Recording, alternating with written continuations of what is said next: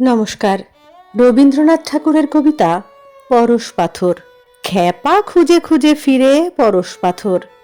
মাথায় বৃহৎ জটা, ধুলায় কাদায় কটা, মলিন ছায়ার মতো ক্ষীণ কলেবর, ওষ্ঠে অধরেতে চাপি, অন্তরের দ্বার ঝাঁপি, রাত্রিদিন তীব্র জ্বালা জেলে রাখে চোখে,